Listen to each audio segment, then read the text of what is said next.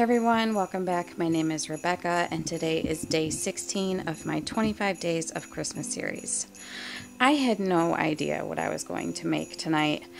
I had a few ideas in my mind and I originally wanted to make something food related, but my kids weren't around to eat it. So I decided I would make wreaths with the materials I got from the Dollar Tree. I started by cutting the fringe off of the first scarf, and I of course am saving that for later because you never know when it may come in handy for another craft or other idea that I may have.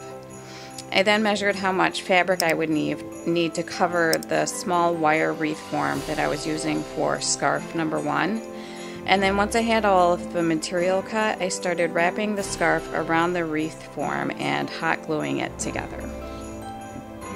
It was a little difficult to wrap the scarf around the frame because it's a circle, but it was actually easier than I expected it to be.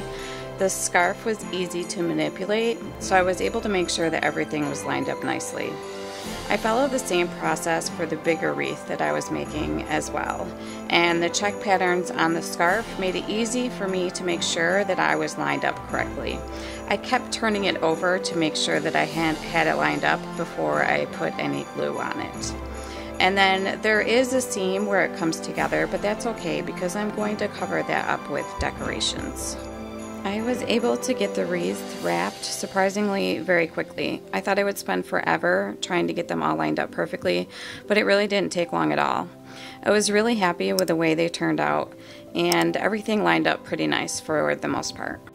Next came the fun part of decorating the wreaths. I really had no idea what I wanted to do. I did have a tree topper decoration from the Dollar Tree that I knew I wanted to use for the bigger wreath, so I did end up taking off the part that you would put on the tree. I just ripped that off.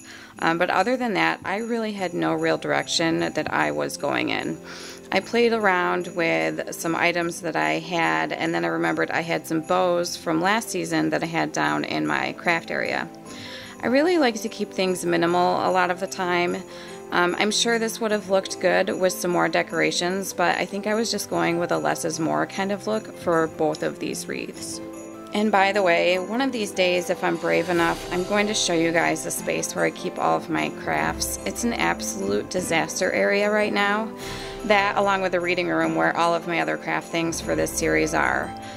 It's just been a complete mess, and once this series is over and the holidays are over, I will definitely be spending some time down in the basement where my crafts are, getting them all cleaned up and organized.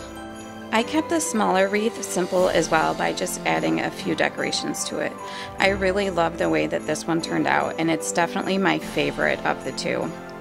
Now that these are done, maybe I can finally get some Christmas wreaths up on my front door, because to be honest, I haven't even finished decorating my house, and I still have been sitting in my dining room from 2 weeks ago when I put up my tree. I've just been entirely way too busy. I do have some things up, but not near as much as usual.